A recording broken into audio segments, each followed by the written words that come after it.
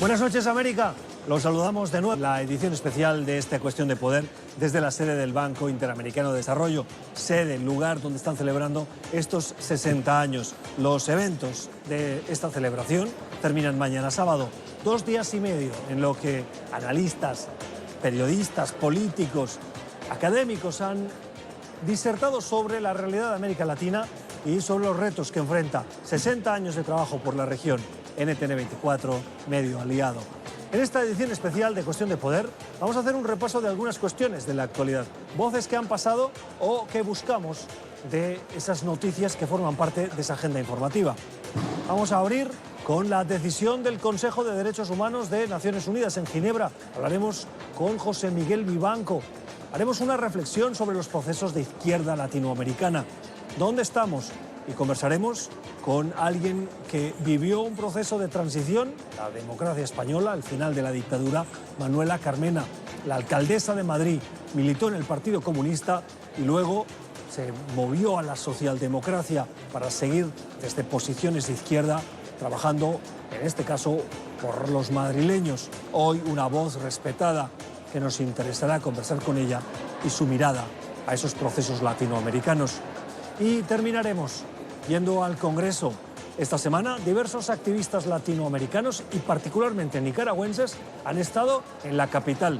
Aquí se han reunido con voces de la administración y congresistas. Conversaremos con Albi Osiris, el congresista demócrata por Nueva Jersey, y terminaremos con la voz de quien fue embajador ante el Consejo de Seguridad de Naciones Unidas bajo la administración de George Bush. Un programa con muchos ángulos y mucho que aprender. ¿Nos acompañan? Son las 8 en Bogotá, Lima, Quito, las 9 en la costa este de Estados Unidos y las 10 en Buenos Aires y Santiago. Y esto es Cuestión de Poder. Bienvenidos. Victory is winning for our country. Hoy comienza un cambio de régimen político. Desde nuestros estudios en Washington, la opinión, el análisis y las voces que nos ayudan a comprender nuestro mundo. Es cuestión de querer, es cuestión de poder.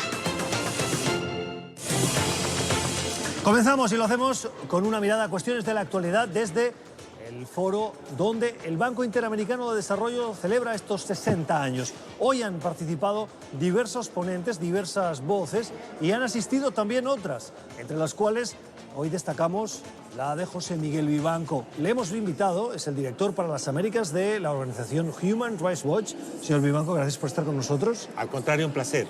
Para conversar sobre la decisión, lo que ha acontecido en Ginebra. ¿Qué ha pasado? En Ginebra está la sede de la ONU, que se dedica a los derechos humanos, el conocido como Consejo de Derechos Humanos de las Naciones Unidas.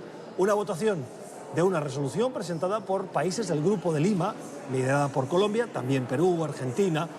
Han pedido que se investiguen las violaciones de derechos humanos en Venezuela. Con 19 votos a favor, 7 en contra y 21 abstenciones, la resolución avanza. Y esta mañana veíamos en su cuenta de Twitter que usted hablaba de gran victoria. ¿Por qué es una gran victoria? Es una gran victoria, Gustavo, porque Naciones Unidas, el Consejo de Derechos Humanos, que es la máxima autoridad en esta materia, ha decidido investigar la situación en Venezuela con un mecanismo adicional al que lidera la alta comisionada Michelle Bachelet. Michelle Bachelet va a seguir examinando la situación en Venezuela. Pero dada la gravedad del problema, es que hoy ha nacido un nuevo órgano, un nuevo mecanismo dedicado única y exclusivamente a la situación en Venezuela, con la facultad para examinar las más graves violaciones a los derechos humanos que incluyen torturas, ejecuciones extrajudiciales, masivas detenciones arbitrarias. ¿Y cuál es el principal objetivo de todo esto? No es elaborar un informe más. Ya tenemos suficientes datos e informes sobre la situación deplorable que tienen los derechos humanos en Venezuela. El objetivo primordial es, a través de este mecanismo independiente y nuevo, es el que se pueda identificar con nombre y apellido los responsables de esas atrocidades que está cometiendo la dictadura de Maduro. ¿Para qué? para luego compartir esa información nada menos que con la Corte Penal Internacional, que tiene abierta una investigación preliminar sobre el caso de Venezuela. En otras palabras, lo que ha decidido Naciones Unidas es incrementar la presión sobre el régimen en el ámbito de los derechos humanos. Esta semana se reunió en Nueva York el TIAR, el grupo de cancilleres de países que forman parte de ese Tratado Interamericano de Asistencia Recíproca. Descartaron la opción militar inmediatamente, pero dijeron, vamos a abrir un periodo de 2 meses, 60 días, para establecer comisiones que investiguen corrupción y cuestiones de seguridad. ¿Cómo difiere, cómo suma la decisión de Naciones Unidas a esta decisión de estos países latinoamericanos? Todo esto que se está haciendo a nivel internacional sobre el caso de Venezuela es absolutamente complementario.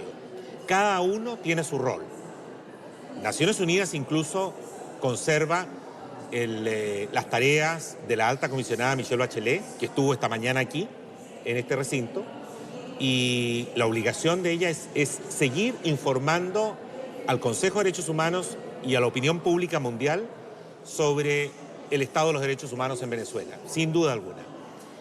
Pero el gobierno, gracias a la presión internacional, le ha permitido, así lo ha anunciado, que la señora Bachelet va a poder designar a 2 funcionarios que residan permanentemente en Venezuela y que tendrán la autorización para visitar todos los centros carcelarios. Vamos a ver si cumple.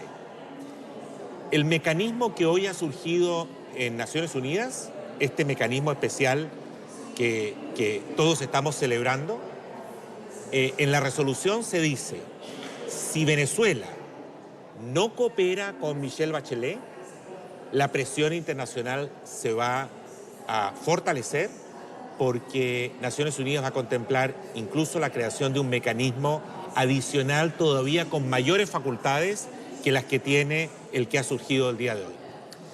El martes de esta semana, Bachelet precisamente anunció la firma de un acuerdo con Venezuela destinado a aumentar la cooperación en materia humanitaria, que tiene entre sus objetivos abrir una oficina de representación permanente.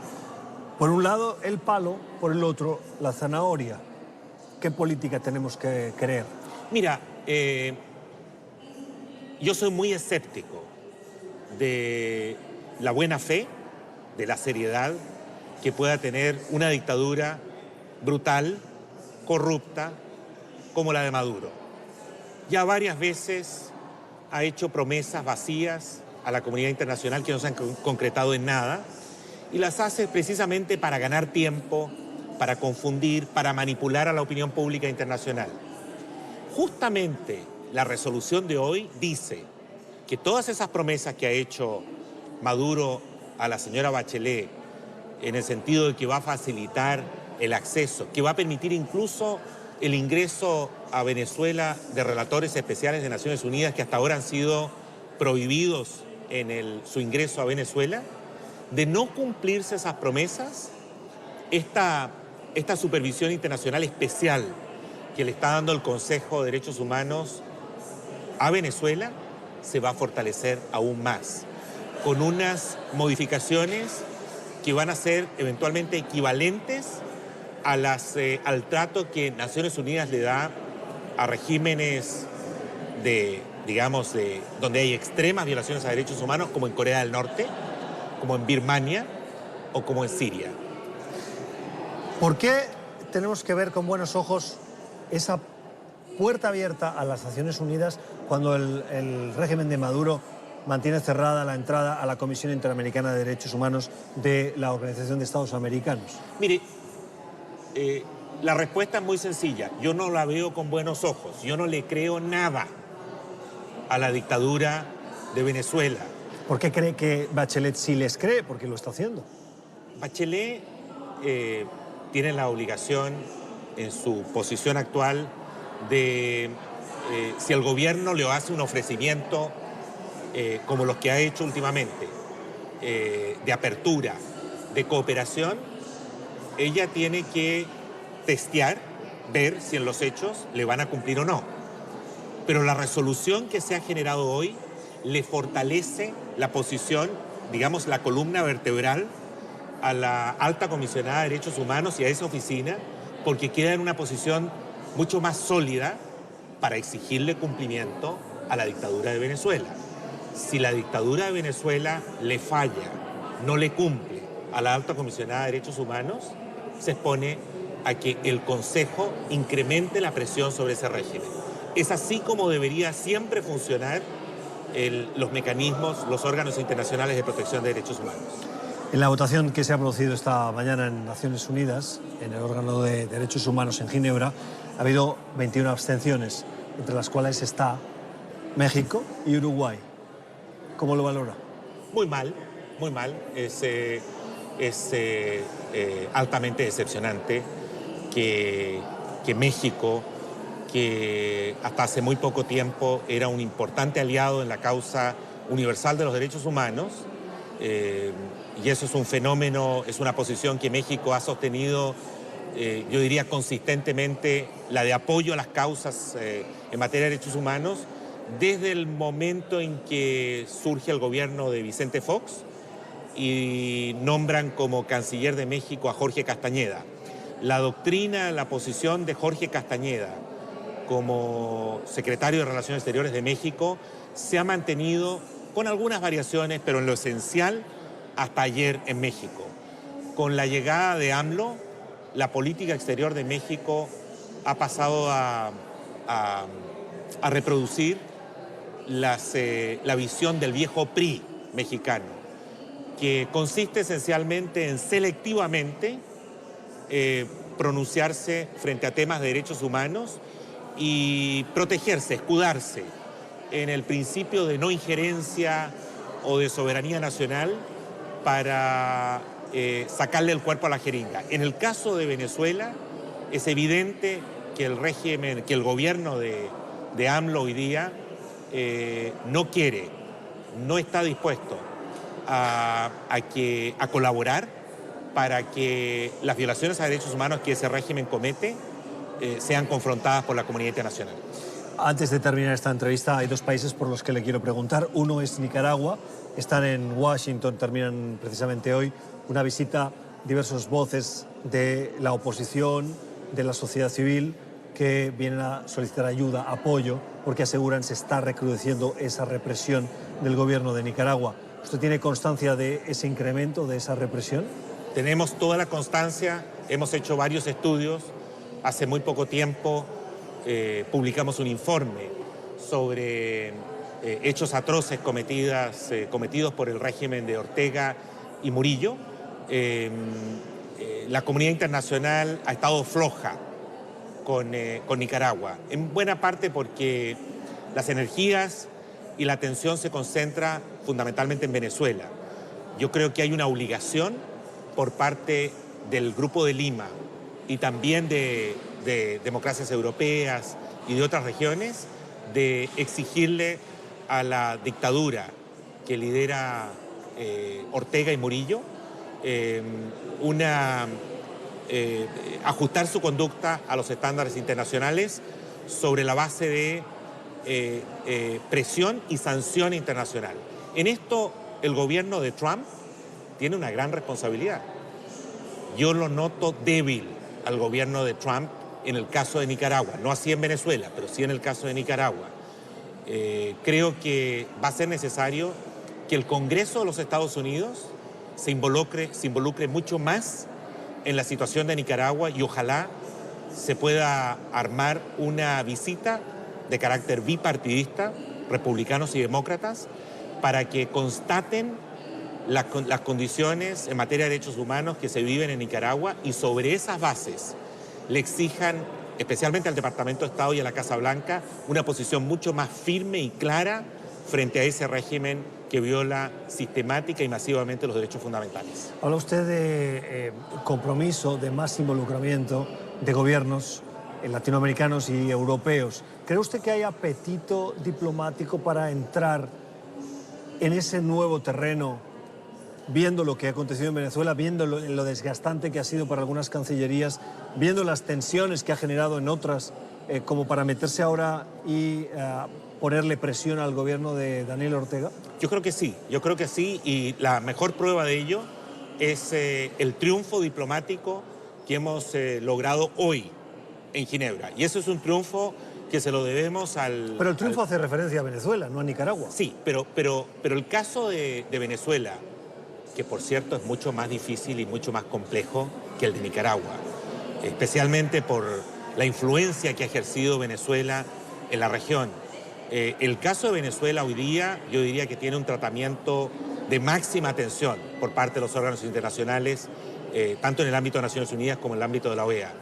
Nicaragua debe lograr un trato similar porque las condiciones no mejoran, empeoran, y ese régimen, el de Ortega y Murillo, tiende más bien a afianzar su represión contra la población civil, contra la oposición, la sociedad civil, los estudiantes, los campesinos, los dirigentes que no se identifican con el régimen actual.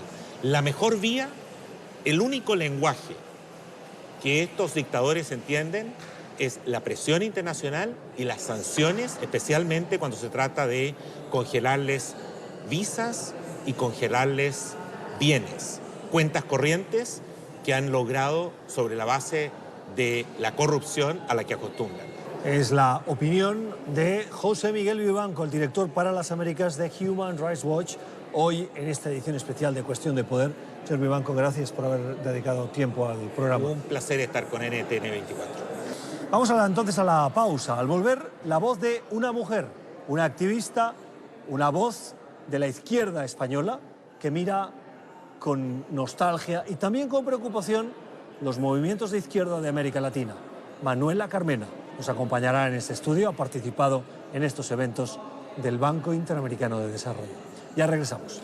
Continuamos en Cuestión de Poder, desde la sede del Banco Interamericano de Desarrollo, donde se están celebrando esos 60 años. NTN 24, medio aliado con las voces de los que participan, analizando la actualidad y mirando a América Latina y, como dicen algunos, a Hispanoamérica. Nos acompaña quien fue la alcaldesa de Madrid, de la capital de España, entre los años 2015 y 2019, una larga trayectoria en política desde la izquierda, una mujer comprometida, estuvo militando en el Partido Socialista, el Partido Comunista, hasta el año 65. Luego trabajó por la transición y a partir de allí emprendió una carrera judicial de función pública. Es Manuela Carmena. Señora Carmena, gracias por estar con nosotros. Pues feliz de estar con ustedes. Gracias, feliz. bienvenida a Cuestión de Poder. Usted es una persona que tiene una trayectoria de izquierdas, Sí. Muy comprometida durante en la represión del franquismo, Sí, claro. hasta la transición, primero como abogada, luego como magistrada ya en democracia. Y nos parecía muy interesante su voz en esa trayectoria que vira de la izquierda a la socialdemocracia, si se puede llamar así. Sí, claro que sí. Viendo las izquierdas latinoamericanas, usted que ha hecho esa transición, con la experiencia que tiene, cuando vemos en América Latina esos procesos de izquierda que ha liderado, por ejemplo, el Partido de los Trabajadores en Brasil, y vemos ahora dónde están sus líderes, el chavismo con Hugo Chávez, Evo Morales, Daniel Ortega, que llegó derrotando a una dictadura y que ahora enfrenta graves acusaciones de violación de derechos humanos. ¿Qué piensa? ¿Qué le late el corazón cuando ve esos procesos de izquierda que acaban como terminan en América Latina? Bueno, a mí me parece que sobre todo me inspiran reflexión. Hay que pensar qué se hizo mal, es decir, qué se hizo bien y qué se hizo mal, ¿no? Que esos esfuerzos grandes de la izquierda latinoamericana de acabar con auténticas dictaduras o con sistemas que verdaderamente consolidaban la desigualdad hasta unos niveles insoportables, yo creo que tuvieron un elemento positivo, sin duda, ¿no? Pero desgraciadamente no fueron capaces de continuar con esa línea de evolución positiva, ¿no? Y algo pasó que hizo que algunos de los que tú te has referido, como la situación en Nicaragua, pues que se estropearan, ¿no? Entonces yo creo que es muy importante saber que todos los procesos de transformación de la izquierda tienen que tener claro que los métodos y las formas son tan importantes como los objetivos, ¿no? Que no es cierto que los objetivos puedan más que las formas, ¿no? Entonces yo creo que el cuidar la democracia, a mí me gusta mucho emplear este término en España, ¿no? La democracia es el instrumento. No podemos ir de otra manera a mejorar el mundo, a mejorar la sociedad. No hay un camino corto solamente hay el camino de la democracia, que es el gobierno de todos, ¿no? Eso nos obliga a cuidarla, a respetarla. Y muchas veces, cuidándola y respetarla, pues hay que saber perder y retirarse y aprender, ¿no? Y escuchar cosas que no nos gustan. Y bueno, eso yo creo que a veces no hemos cuidado la democracia, creo yo, en algunos de los regímenes al que tú te has referido.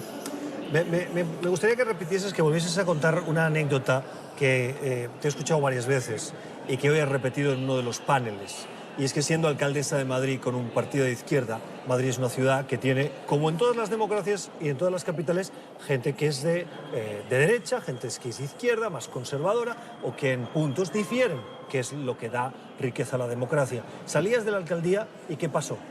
Pues sí, la verdad es que había una manifestación, bueno, había habido una actividad un poco discutible y había un grupo de extrema derecha, que estaba muy agrio, ¿no? Y cuando vieron que yo comenzaba el acto que íbamos a llevar a cabo, pues empezaron a decir esto de eres una vieja roja y bueno, con la finalidad de desgastar el acto, ¿no? Y yo pues tomé la palabra y en primer lugar les agradecí que estuvieran allí, en segundo lugar pues les dije que lo que decían era verdad, que lo decían de una manera que no era la más empática o la más educada, ¿no?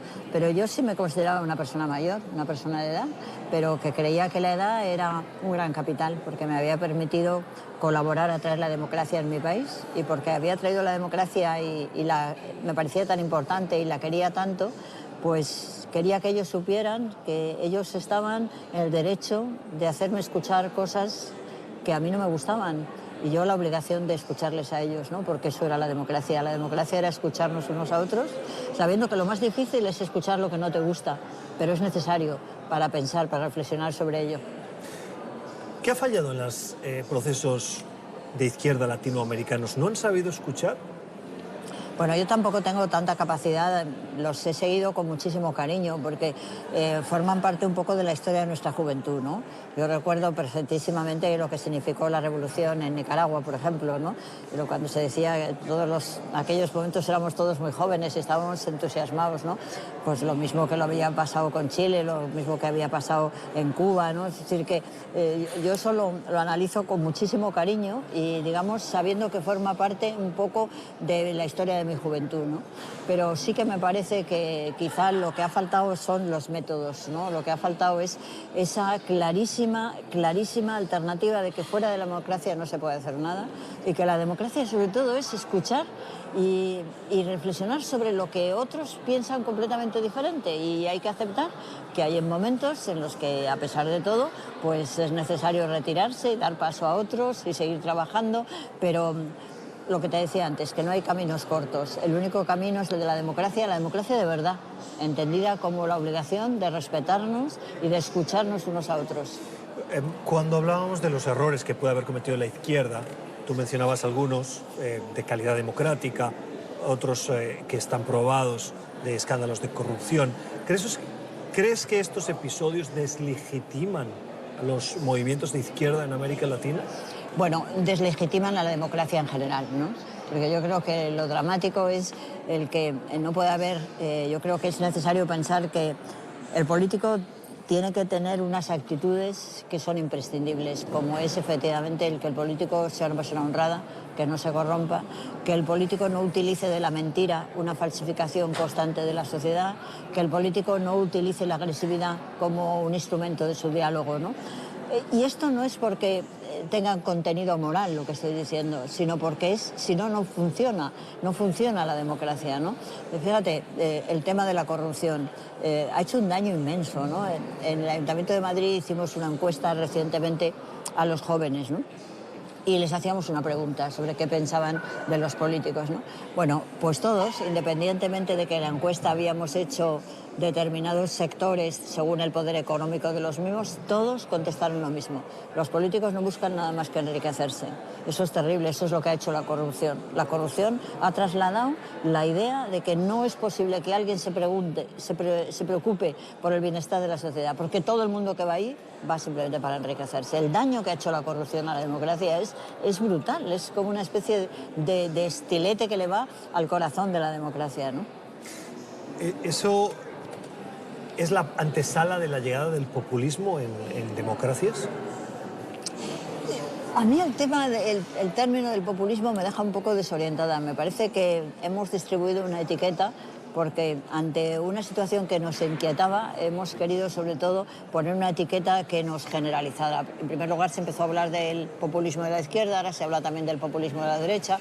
A mí el término no me gusta demasiado. Me parece que la utilización inveraz de los datos políticos, es decir, que es algo de lo que se reprocha mucho al populismo. El populismo da unos diagnósticos que son absolutamente simples, que no están apoyados en datos estadísticos, y para contrarrestarlos propone unas soluciones que no tienen estructura racional, ¿no? Es decir, esa simpleza en el diagnóstico y en la prospección lo hemos llamado populismo, pero no, es que la simpleza en el diagnóstico y en la prospección es hoy día, yo diría, el común del diálogo político. El diálogo político ahora mismo se ha convertido en populista, si llamamos populismo a la simplificación de esos dos pautas que son fundamentales en la política, diagnóstico y prospección, ¿no? ¿Y por qué los políticos hoy no tienen esa capacidad de hacer ese diagnóstico y esa prospección para ser Pues mira, fieles a la sociedad? Yo creo que coinciden muchas cosas. A mí me parece muy interesante el avance el avance tecnológico, ¿no? El avance tecnológico te permite, por ejemplo, que hoy día estén empezando a proliferar en todos los medios y yo pretendo que eso llegue al Congreso de los Diputados, lo que llamamos las páginas de verificación. Yo no puedo decir, por ejemplo, como se ha dicho por parte de algunos protagonistas de la política española, que la mayor parte de los delincuentes que están en este momento en las cárceles españolas son emigrantes. Eso es mentira, no hay nada más que mirar las estadísticas de instituciones penitenciarias para ver que no es verdad, ¿no? Entonces, ¿qué ha conseguido la tecnología? Poner a disposición de toda la ciudadanía muchos datos que antes se desconocían. Es decir, ha transparentado mucho más la vida pública, con lo cual algo que a lo mejor venía siendo una actitud ancestral en la política, allá yo creo que se refiere algo a Aristóteles, ahora ya es intolerable, porque ahora ya sabemos que lo que se dice no es verdad, ¿no? Otra razón, yo creo, muy importante es que, de alguna manera, la política no ha conseguido, por no tener el prestigio necesario, porque se ha desprestigiado, ha hecho que haya muchas personas que se alejan muy razonablemente de las carreras políticas, ¿no? Porque las carreras políticas además se acaban convirtiendo en una necesaria y constante fidelización a los líderes. Porque si en un momento determinado las personas que forman parte de las estructuras políticas no están de acuerdo con los líderes, pueden perder su trabajo y podemos vivir casi, diríamos, unos procesos de ERE, ¿no? En esa medida, yo por eso creo que la política profesional, esta política está desgastada, ¿no? Yo creo que es el momento en el que de nuevo se vuelva a una alternativa que a mí me parece muy interesante, que es la política como responsabilidad, la política como cooperación, no la política como profesión. Lo bueno es que una persona que ha podido ser albañil, sindicalista, secretaria o magistrado durante una época puede ejercer la política, lo mismo que ejercemos decisiones generales en nuestros vecindarios, en nuestros condominios, etcétera, ¿no? Y yo creo que esas dos razones, es decir, lo que se llama la política partidaria y el incremento del conocimiento de la ciudad, de la sociedad sobre la realidad de los hechos sobre lo que estamos hablando, ha producido esta frivolización de la política. Es Manuela Carmena, es política, mujer de convicciones de profunda izquierda, ha hecho una carrera que ha virado desde el Partido Comunista en el año 65 hasta el compromiso de la socialdemocracia, participando en la vida pública, siendo primero abogada, luego magistrada y finalmente alcaldesa de Madrid. Y hoy una voz de la izquierda española que también mira, como ha dicho ella, con cariño a América Latina. Gracias. A ti. Vamos a la pausa, ya regresamos. Continuamos en Cuestión de Poder, edición especial desde el centro de Washington, en el edificio Ronald Reagan, donde el Banco Interamericano de Desarrollo lleva a cabo los eventos de celebración de sus 60 años. Pero nosotros, fijándonos en la actualidad, una actualidad que ha pasado esta semana por el Congreso, el Departamento de Estado, la Organización de Estados Americanos, un grupo de miembros de la oposición nicaragüense y de la sociedad civil se han desplazado durante toda la semana con una intensa agenda de trabajo para reunirse con congresistas, con legisladores, con altos funcionarios de la administración, para pedir ayuda, apoyo en su reivindicación para devolverle la democracia a Nicaragua, para conseguir unas elecciones libres, sin Daniel Ortega, dicen ellos. Uno de los congresistas que ha recibido a esta delegación de activistas y de miembros de la oposición es Albio Sires. Es congresista demócrata por el estado de Nueva Jersey. Señor Sires, gracias por estar con nosotros. Bienvenido a Cuestión de Poder. Le entro preguntándole directamente por esa reunión que tuvieron. ¿Qué les contaron los activistas en esa reunión? Bueno, que hay una unión en Nicaragua y con el propósito de las próximas elecciones, de tener unas elecciones pasivas en Nicaragua, y que hay mucha opresión y que el gobierno sigue oprimiendo a la oposición, y lo que quieren es que hayan elecciones en Nicaragua. Congresista, ¿qué papel cree que puede jugar el Congreso de Estados Unidos en esa crisis? Bueno, nosotros seguimos presionando a Nicaragua de que el abuso de los derechos humanos deben cesar, que si no cesan, vamos a seguir poniéndole sanciones, como pusimos con el NICA Act, donde está afectando al gobierno nicaragüense. Y yo estoy dispuesto a seguir esas sanciones hasta que paren el abuso contra la comunidad nicaragüense. ¿Cree usted que la administración del presidente Donald Trump tiene el mismo compromiso que tiene con la oposición venezolana, con la oposición nicaragüense? Bueno, esta administración yo creo que está muy preocupada por lo que está pasando en Nicaragua, porque no quieren que los pasos que se dieron en Venezuela se den en Nicaragua. Entonces vamos a tener no solamente a Venezuela, sino vamos a tener a Nicaragua con la misma situación, donde cada día mueren personas porque no pueden ni comer. Habla usted de sanciones, pero nos preguntamos si son suficientes las sanciones, si es la única herramienta, porque en el caso venezolano, por ejemplo, hemos visto la aplicación de sanciones de manera reiterada, pero Nicolás Maduro continúa en Miraflores. Bueno, no ha pasado nada, pero yo creo que está afectando a esas personas, a los generales, a los miembros del presidente Maduro, del gabinete, y todo eso están impactando esas sanciones. Y yo creo que vamos en camino a unas elecciones en Venezuela. Otra voz que ha hablado hoy de Nicaragua es la del presidente de Costa Rica, Carlos Alvarado. Dice Alvarado que la comunidad internacional no le está poniendo la atención debida, dada la gravedad de la situación, a la crisis nicaragüense. ¿Está usted de acuerdo? Bueno, hasta cierto punto creo que el presidente de Costa Rica tiene razón, porque las noticias exactamente que están saliendo de Venezuela son horribles. Hay mucho enfoque en Venezuela, pero no quiere decir que personas como yo, o personas como el chairman del comité, o otras personas, o el Departamento de Estado, no están enfocados en Nicaragua. Sí estamos enfocados en Nicaragua, con el hecho de que nos estamos reuniendo con personas nicaragüenses que tienen esa preocupación en el camino que va a Nicaragua. En Estados Unidos, el Congreso de los Estados Unidos es quien asigna las partidas presupuestarias. ¿Debe el Congreso pensar en aumentar el presupuesto para ayudar a la oposición nicaragüense? Yo creo que sí, mientras la ayuda no vaya directamente al gobierno de Ortega. Es la voz, la opinión de Albio Sires, es congresista demócrata por el estado de Nueva Jersey. Se ha reunido con miembros de la oposición nicaragüense, de la sociedad civil, que están en Washington. Congresista, gracias. Feliz noche. Nosotros continuamos aquí en Cuestión de Poder y les proponemos recuperar una conversación, una entrevista que mantuvimos esta semana con quien ha sido un embajador de Estados Unidos en el Consejo de Seguridad de Naciones Unidas. ¿Por qué nos parece relevante? En Nueva York se reunió el grupo de cancilleres del TIAR, del Tratado Interamericano de Asistencia Recíproca, para la cuestión de Venezuela.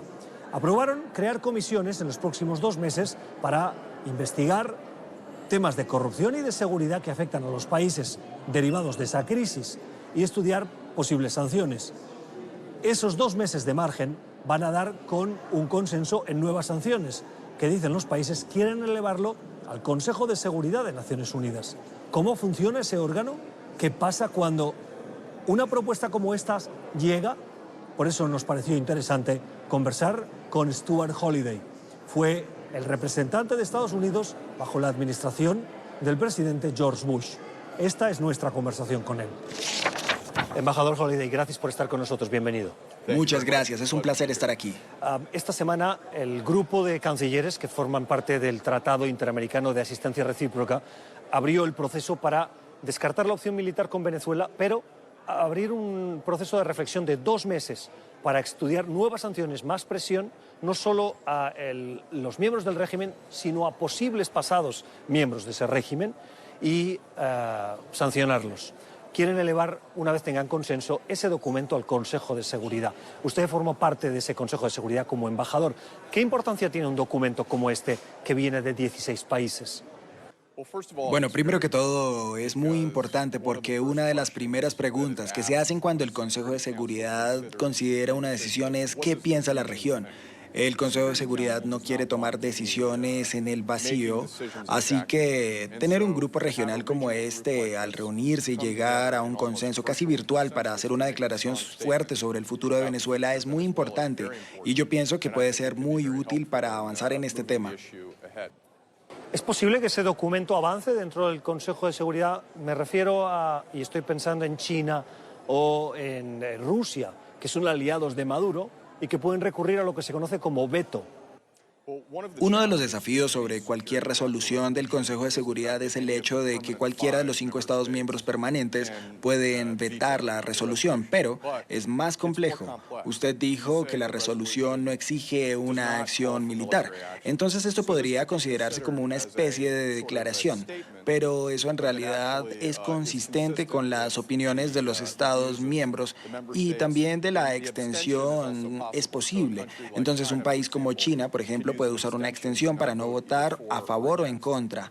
El desafío vendría si las sanciones tienen un componente energético para ellas, porque entonces países como China y Rusia también votarán en función de sus intereses económicos e incluso si no requiere una acción militar puede ser una negociación difícil por delante.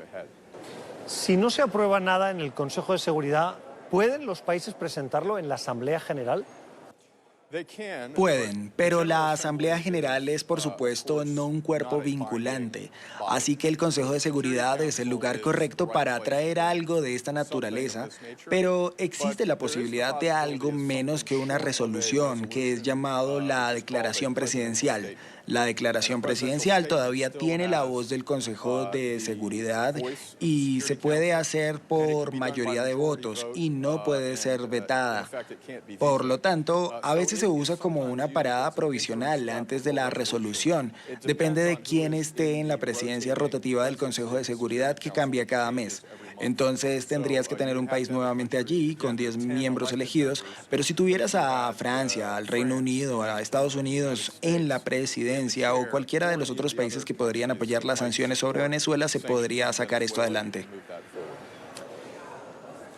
Al menos 50 países del mundo, además de organismos internacionales como la Organización de Estados Americanos o el Banco Interamericano de Desarrollo, han reconocido a Juan Guaidó como presidente encargado de Venezuela, pero no las Naciones Unidas.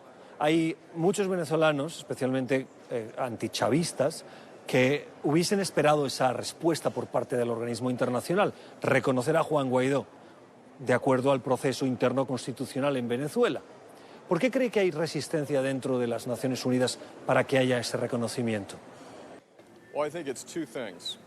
Bien, yo creo que hay 2 cosas, tal vez. Una de ellas, solían decir que si querías frenar algo en la ONU, Estados Unidos se convertiría en el mayor animador porque hay una percepción, tal vez en muchos países del mundo, de que si Estados Unidos tiene la voz más alta, quizás haya alguna otra motivación o agenda que está puesta en juego. Por otro lado, hay muchos países del mundo que están nerviosos sobre cómo trasladar la soberanía o la declaración de su líder legítimo fuera de sus países a algún organismo internacional. Usted puede imaginarlo. ¿Cómo verían las personas esto potencialmente, que también están en situaciones en las que esto pueda preocupar algún día en el que las Naciones Unidas digan, esta persona debería ser presidente y esta otra persona no? Pero creo que en este caso está bastante claro lo que se ha hecho. Maduro ha, ya sabes, destruido muchas instituciones democráticas, la legislatura, que en este caso es bastante clara. Y pienso que mientras más países vienen a ver que el futuro de Venezuela está alineado con Guaidó, o bien la oportunidad para que las personas se recuperen económicamente y apoyen este esfuerzo. Una última pregunta. ¿Qué cree que debería hacer, qué más podría hacer Naciones Unidas para ayudar a solucionar la crisis en Venezuela? Bueno, creo que hay una cuestión política de la que hemos estado hablando, la cual es quién provoca más legitimidad entre la población que apoya el liderazgo de Guaidó. Pero lo otro es que al ver el día siguiente y asegurándonos de que haya un papel de las Naciones Unidas en la reconstrucción del país, porque ha habido un enorme desafío para los refugiados, asimismo un enorme desafío para la economía. Este es un país que no hace mucho era uno de los referentes en Latinoamérica a nivel económico. La clase media ha sido virtualmente vaciada. Y tienes este grupo que dirige el país para su propio beneficio. Así que creo yo que mostrarle al pueblo de Venezuela, a toda la gente, que la ONU cuida su futuro económico y que habrá un programa para el desarrollo muy coordinado, así como esfuerzos bilaterales y multilaterales para reconstruir la economía venezolana. Cuanto más llegue ese mensaje al pueblo de Venezuela, mejor. La conversación que tuvimos con Stuart Holiday, el embajador de Estados Unidos en el Consejo de Seguridad de Naciones Unidas durante la administración de George Bush. Vamos a una nueva pausa y regresamos después de los comerciales. Tiempo para la recomendación cultural en Cuestión de Poder, para terminar con lo que nos recomienda Alfonso Díaz, nuestro periodista de entretenimiento desde Nueva York. Alfonso, buenas noches. ¿Cómo cerramos hoy el programa? ¿Qué nos recomiendas? Hola Gustavo, feliz viernes. Mi recomendado de hoy tiene grandes estrellas de Hollywood. The Laundromat. ¿Por qué vale la pena, Alfonso? Son 4 nombres que justifican que uno vaya a ver esta película. Se llama The Laundromat y es protagonizada por Meryl Streep, Gary Oldman, Antonio Banderas y Sharon Stone. Mejor dicho, ¿para qué más? Otro elemento atractivo es que está basada en una historia real y aquí va el argumento.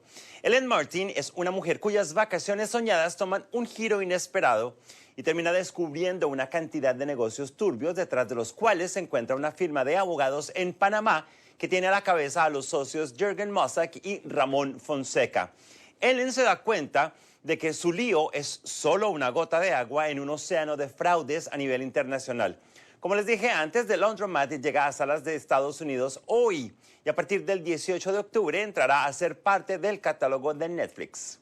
Recomendación cultural de hoy viernes, The Laundromat, la película de Steven Soderbergh que nos recomienda Alfonso Díaz. Alfonso, anotada para el fin de semana. Gracias, que tengas un feliz fin de semana, que puedas descansar. Feliz noche. Esta película promete y mucho. Feliz fin de semana, Gustavo, y hasta la próxima. Nosotros así terminamos. Les agradecemos la generosidad de su tiempo. Les deseamos igualmente un feliz fin de semana, siempre confiando que hayan aprendido como lo hemos hecho nosotros de nuestros invitados. El lunes regresamos en nuestro formato habitual desde el estudio. Gracias por seguirnos. Que descansen. Feliz noche.